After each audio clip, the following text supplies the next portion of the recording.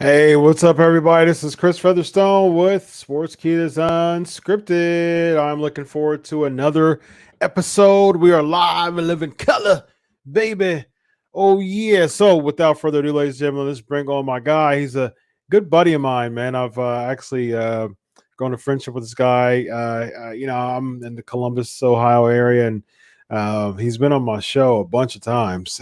He is one of the, what I appreciate about this person, he's one of the most available guys that I know, and I'm thankful for that because he's a busy guy, and he always makes himself available for me, man. And we actually met one time. We've talked on the phone a bunch of times. We actually met one time finally in Columbus when he did an ROH event, and I have a picture on my Pancakes and Power Slams channel of him and I taking a picture together. And yeah, man, he's just a super cool dude, and it's a former Ring of Honor World Champion, and he's not human, ladies and gentlemen. I'm just going to let you know that right here, right now. He's not human. He is PCO. How are you tonight, sir? I'm great. What about you, Chris? I'm doing well, man. We talked earlier today. I was telling you that I'm just a couple of emails away from finally officially becoming a doctor. Yeah. So I'm super looking forward to that. And yeah, man, I'm looking forward. What a great time to become a doctor too. Yes. I don't know in which area you want to. Forensic psychology. Oh, okay. Wow. Yeah. Yep. So awesome. it's a Congrats. lot of. Thank you, man. I really appreciate it. Big congrats. Yeah, absolutely. Very much appreciate it. All right, man. You ready to take these questions? Oh, anything, man. I'm all yours. I mean, the questions, your questions, anyone's questions. Let's go and have fun. Awesome, man. All right, let's start with Mike. Who's the stiffest performer you've ever worked with? Yeah. Hannibal is quite stiff. It's a guy from Ontario. Yeah. A huge channel on YouTube. He is stiff. Some guys like Bam Bam and Vader, like if you don't show them that you're there, they might, be stiffer. But once you answer back, they would loose up. Like a guy like Chris Dickinson, he's in there. He lays the stuff in there. So There's there's uh there's guys that can be stiff, but they won't hurt you.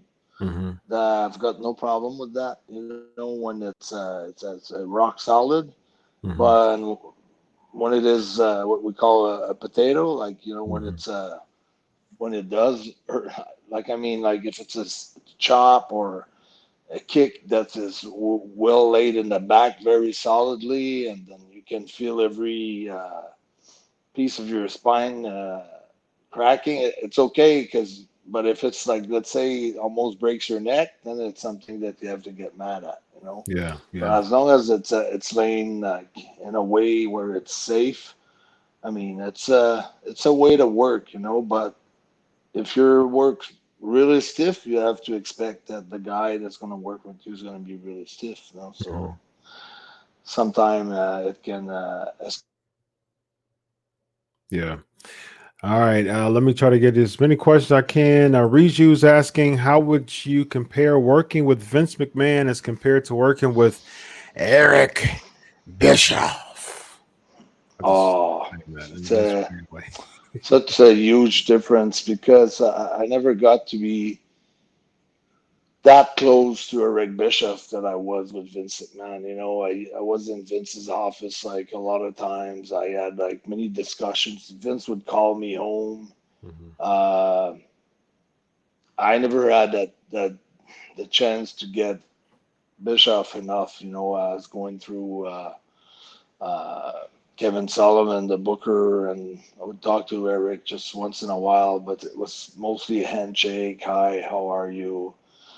We never really discuss any scenario or any storylines, and Mm-hmm. which with Vince was a different story. You know, I could discuss different things with him, and Gotcha. also the big, huge difference. Like a lot of people are Criticize. criticizing Mm-hmm. Vince a lot, lately, but that's his own business, so it's not like he's working for a big corporation and he doesn't care about the money that he's losing or about not doing good business. Like he wants to do good all the time. Mm-hmm. That's I don't say that someone that is working for a big corporation doesn't want to do good, but when you lose your own money all the time, of course you're trying to find more solutions than someone who's spending someone else's money. That's So true. I think I've seen him like group meetings and things like that, and he's got his business very at heart, you know. So Mm-hmm. it was two different worlds for me. Yeah. Prete is asking, which pro wrestler do you think could have been a top guy but never got a shot at the big time? Well, if you at a big time, uh, there's a guy who was his name was Stephen Bradley. I think he passed.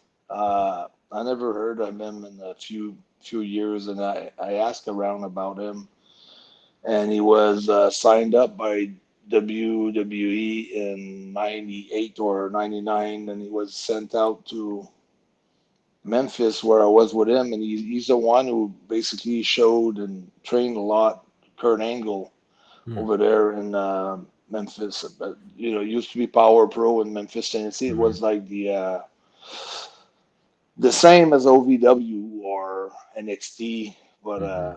it was the beginning of those territories where it was like the farm club team. Yeah. And Steve was a good friend of mine, and I thought he was so talented, and I thought he could have a great career, but never made it. I don't know. I don't know what happened. I really don't know. Mm-hmm. It's one of those things like I've seen a lot of great talented guys that never made it to the big times, but this Yeah. guy really struck my mind because he was so close roommate with Kurt and taught Kurt so many things. But I don't know. I don't know what happened.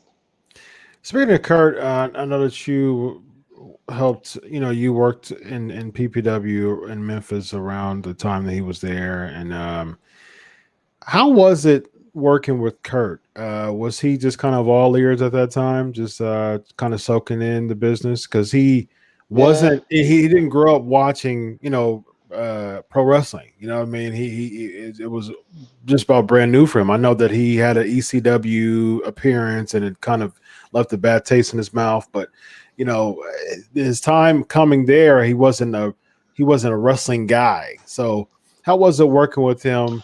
And of course, we saw he soaked in the business because he became one of the greatest of all time. But how was it working with him in his infancy? yeah. Before he was sent out to Memphis, we had like I've done the 3 training camps with Dory Fong Jr. At Stamford in Connecticut at the head office on Highway 95, and it was and then we got moved to Memphis, and we were running towns there like 3 or 4 towns per week. Mm-hmm. And he was really dedicated. He was really, really like focused. Like he never went out one night. Like he was not drinking. He was not partying. He was. He wanted to make it. He really wanted to make it. And I remember. I don't know if he was with Karen at that time. But whatever the wife he had at that time, I remember hearing a few him being on the phone with his wife and saying, hang in there, it's not, you know, it's just for a few more months, I'm going to make it. He was, pretty positive that he was going to make it. And, yeah, he was all ears. He wanted to learn, but he had a good ideas about, the moves that he wanted to, exploit and the Mm-hmm. style that he wanted to use. And he molded his character over there, kind of started to. And, uh, he was a good guy to be around, and I only have good things to say. For me, the from the times that I knew Kurt, and every time that I met him after that, if I was not under contract, or if I was under contract, or even when I wasn't under contract, and I would show up to an event, or I would try out at an event, he would come up to me and say, you know what Vince like, intensity and this and that, and it would like pump me up. And he's always been like great to me. So Nice. I was so surprised when he came out with all his demons, and the drinking and the Mm-hmm. pain pills and Mm-hmm. all that. That was, to me, that's no, that's impossible. Not Kurt. Not Mm-hmm. choose anybody in the dressing room. I would have bet my money that the traps wouldn't get him. Like he wouldn't fall into those traps. Yeah. Yeah. And but that's what it is. The business is made up like Yeah. that. Lots of pain, man. As you know, you're one of Not the just the most pain, but the notorious bumpers of glory, all time. yeah, but the glory, the money, the fame. Yeah. It Yeah. opens traps that most people can't avoid. It's Mm-hmm. it's hard not to go out when you're in demand.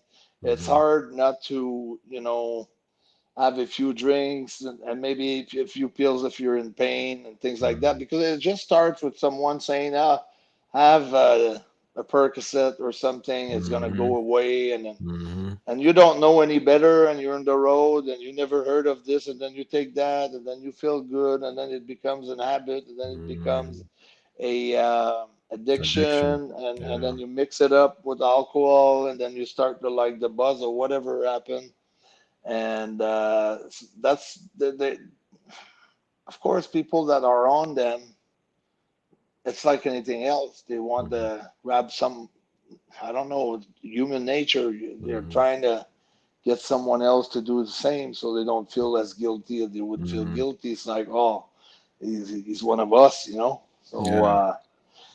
so that's, I Yeah. think, to succeed. And like, I didn't know you were going for doctorate, or you'd become a doctor. I didn't Mm-hmm. know your actual life. I knew you through wrestling. Mm-hmm.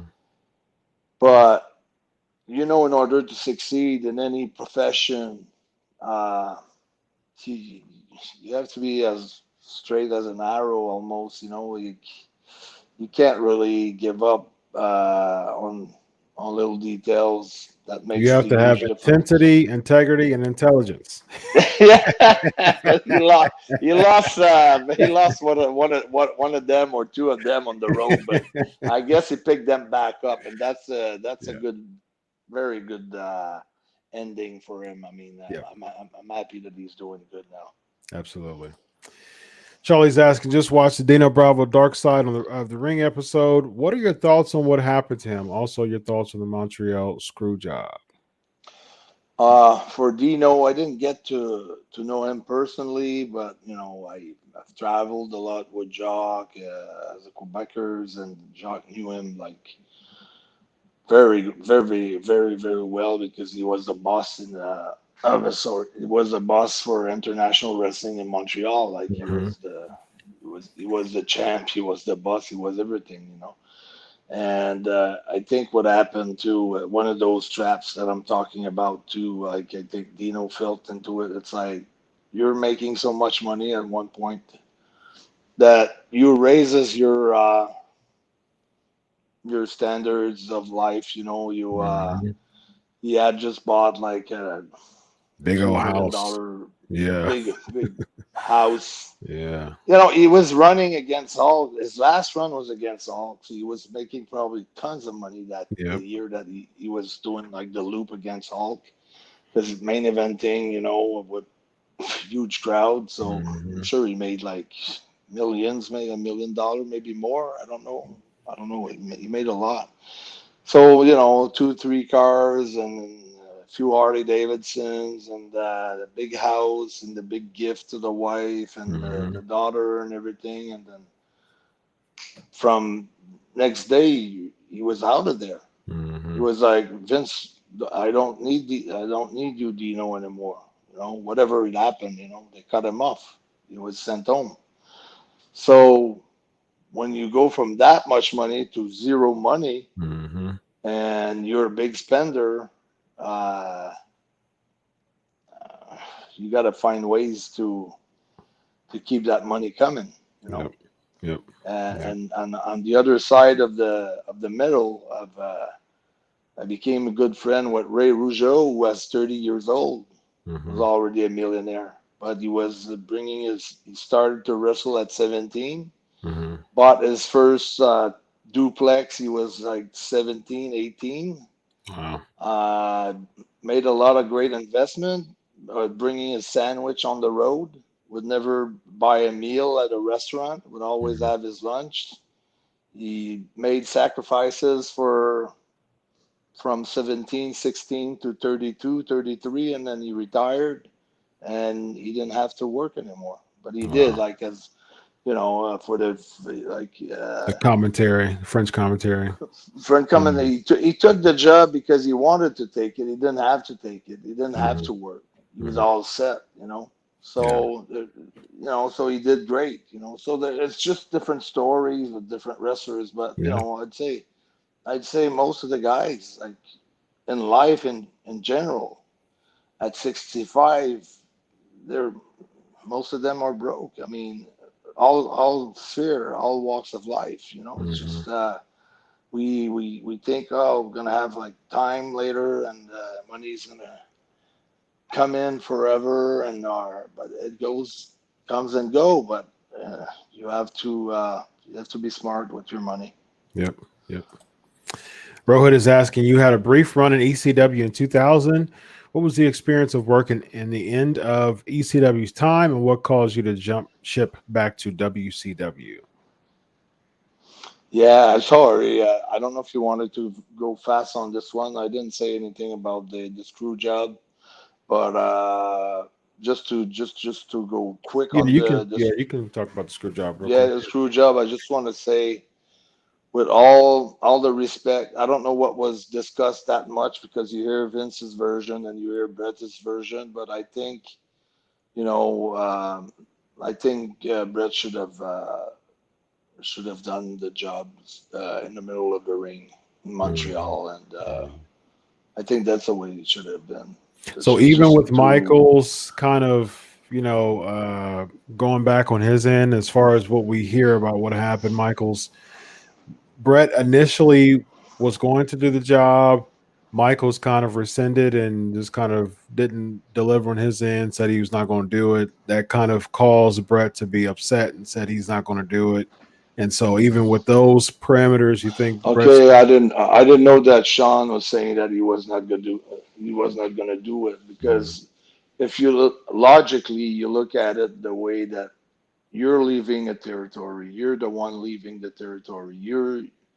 They have put the strap on you, the world title for a long time. You've had like the tag titles, the IC title, and you know you're jumping ship for more money and probably for another title eventually. So you want to leave on a good note if ever you come back for All of Fame or for whatever reason. Uh,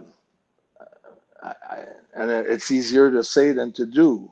Yep. But the logically, it should have been a job there. And, Yeah.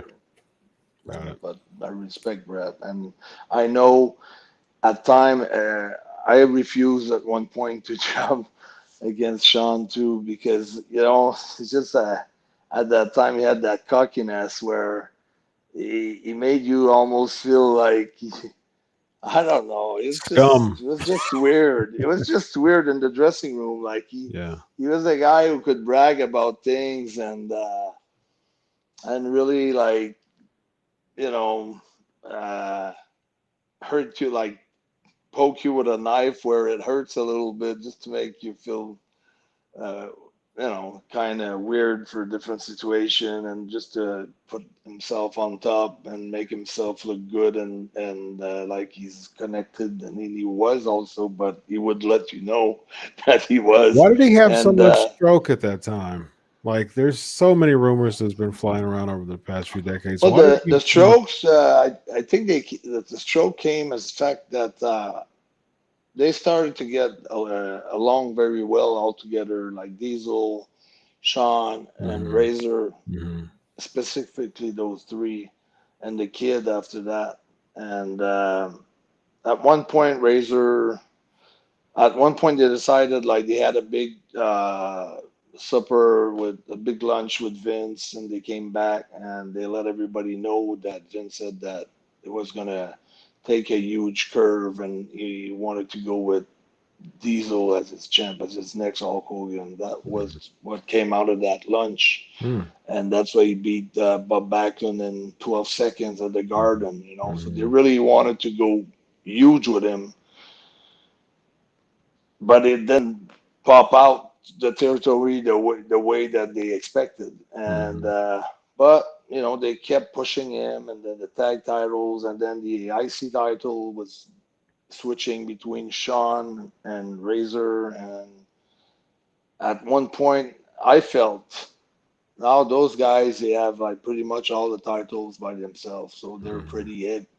If they go all in the office together and they say, that's what I was thinking, and they would tell Vince, we're not happy the way things are going, we're just gonna leave, we'll just finish our dates, give you a 3 months or 2 months or a month notice, and just finish, doing business every night, and we're gonna leave.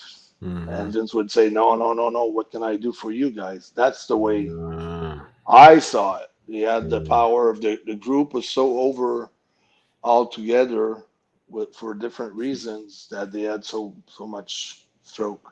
Yeah, I never really looked at it, the fact that like Nash was the top guy, and then Sean and Razor were like going for the IC. Yeah, they were on every title, and at one point, Sean and Kevin were the world tag champ. Yeah, right. Yeah, that's true. And, Yeah. and then Razor was probably the IC champ, and then Kevin was the world champ, and it was either the other one, Sean or Razor, was the IC champ, or they would go for Yeah, it a was like big, a huge angle. revolving So door. they were all over the place. Yeah. So of course, they Very would interesting. be in Vince's ear, like they could call him on his cell after a show Yeah. and give him a report. You know, he didn't need any agents back then.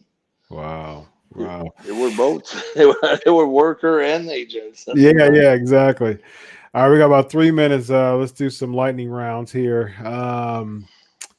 All right, so yeah, go back to Rohit's. You had a brief run in ECW in 2000. What was the experience of working in the end of ECW's time, and what caused you to jump ship back to Yeah, WCW?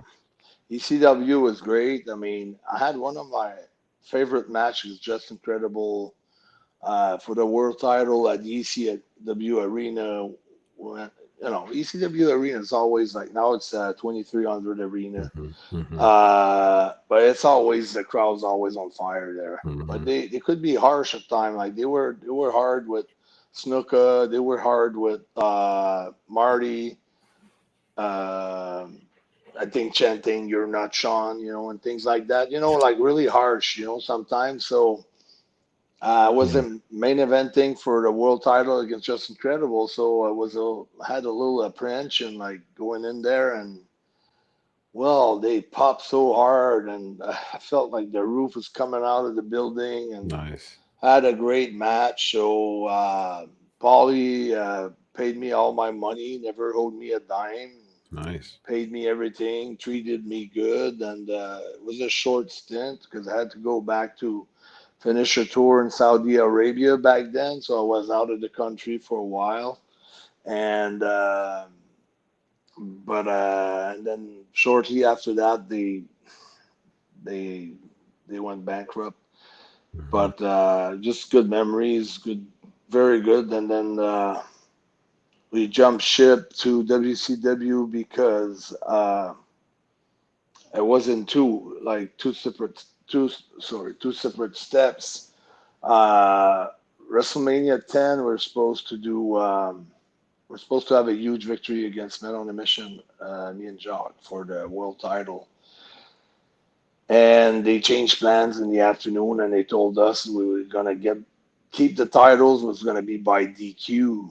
And Jacques said no. I said we gotta leave. We gotta go to WCW. I said no. I just got here. I'm not going to WCW. It took me 8 years to get here. Now I know Vince. I know like all the executives. I know all the producers and everything. I don't want to, reconstruct all those contacts and go to what I've been through.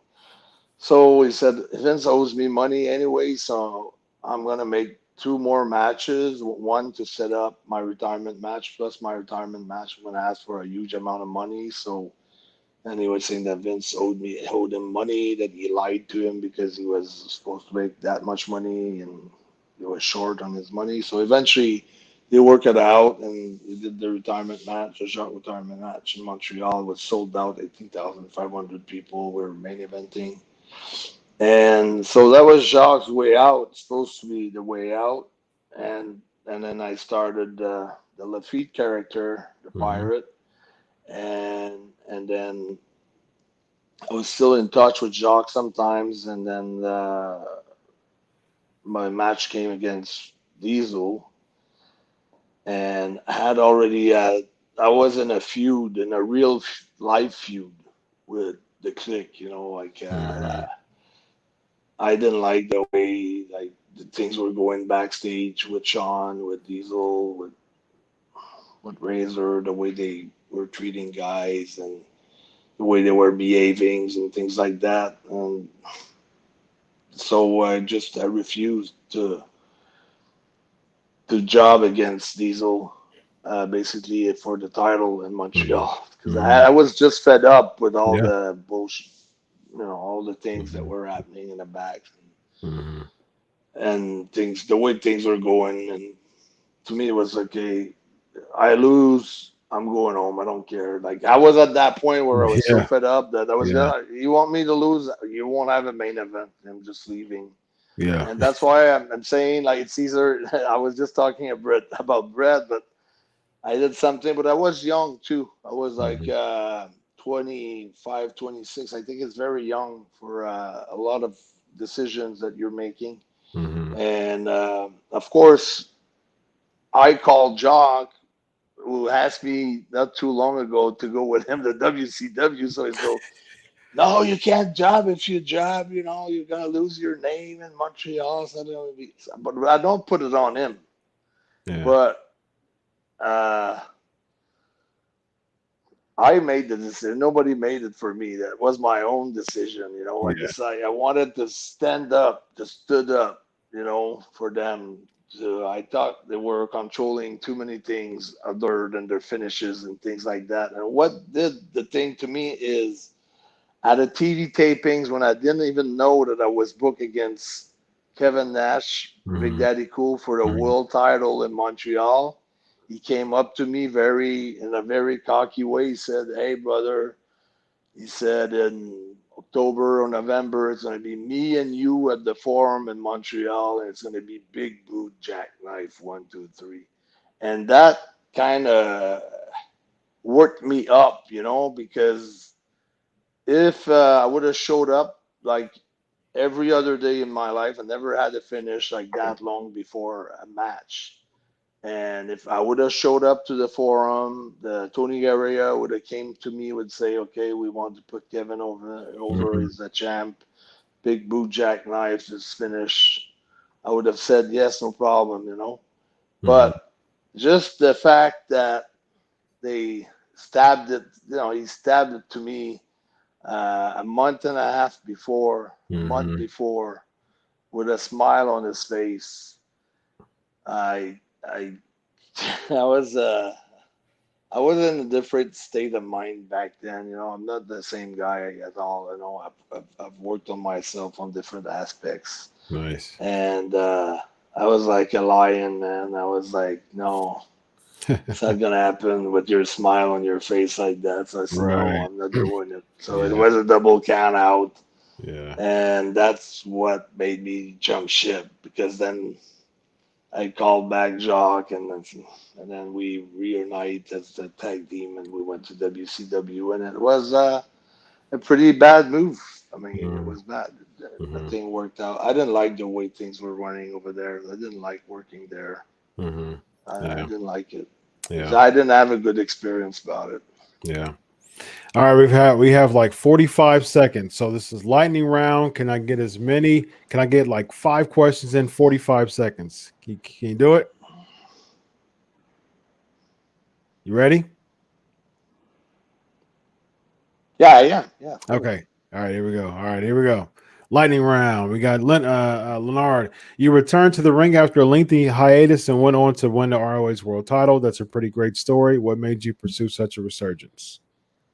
Oh, I just following like the burning desire in my heart. Just Yeah, just what I had there when I was 14 years old. I never quit on my dream. yeah. As part of the Quebecers, you guys took on some great tag teams in the WWF. Do you have a favorite match from that run or a favorite team you'd like to work with? Greg. Oh, we had great matches with the Steiner brothers. I really liked working Scott when he was doing like great things back then. Uh, the Samoan head shrinkers, awesome matches with them also. Tore the Nice. house down. Nice. Mark is asking if you had any one regret, what would it be? Yeah, just to kind of tarnish my reputation a little bit with Vince when I refused to job against Kevin Nash. I Yeah. should have done the job. I should have shut up, and I should have went through the tough time just like Paul Levesque did when they did the curtain call, and then he jobbed him out for a year and 12 seconds against Ultimate Warrior WrestleMania. Hmm. He just took his pill and just shut up, and he went with it, and everything went well after that. I should have done the same thing. Yeah. Could we see you in AEW? Well, I've been offered like a couple of times contracts. Who knows the future? For right now, I got another year and a half to go on my contract with Ring of Honor. They're treating us like, we're getting paid during that pandemic. They're taking care of us. They're first class organization, great payday. They've raised their payroll, They're ready to compete with AEW and WWE as far as money, as far as going lives and things like that. Just the pandemic just Yeah. screwed up a lot of plans for the company. So we'll see what the future holds, but it could be an option eventually. Who knows? Yeah. Good stuff. All right. Can we get a part 2 with you soon, man, in a couple weeks? There's still there's Just still reach out to questions. me. I tell you, man. I always every time you text me, I'm always there at the end of the phone. Let me know, maybe a week ahead of time and or 2 days, Yeah. Yeah. And I want to. There's probably one guy that follows me a lot. And he's a great fan of me, Mason Dixon. Want to say hi to him. I know he's listening to the show. He's probably trying to get on and he couldn't get. So I've just saw something going into my some messengers that I've seen some messages I couldn't read because I was concentrated on doing this. But Nice. yeah, man, we can do another round like Yeah, anytime. yeah. I'll text you, man. Let's do a round 2. There's still questions here, man. So there's still more left on the table. So there's a cliffhanger, man. That's cool. Yeah, As always, man. I goes so appreciate quick. you. Yeah, this was great, man. So once again, Hey, thank you doctor. so much, man. Thank you. That feels good. Yeah, yeah, you like my good friend, Laurent Duvernay Tardif, LTD with the chief. He's a doctor too, so Nice, it's cool, nice. That's So awesome, I man. think he's going to be the first player in the NFL with DR, Doctor Tardif, and Nice. then it's a huge accomplishment. Yes, man. Congratulations, and you worked hard, and it's well deserved. I'm so happy for you. Thank you, man. I appreciate it, and thanks for chat once again, man. I'll get in touch with you real soon, and we'll make it happen again, man. Thanks a lot. All right, very good. Thanks a lot. Bye. Appreciate it. Bye.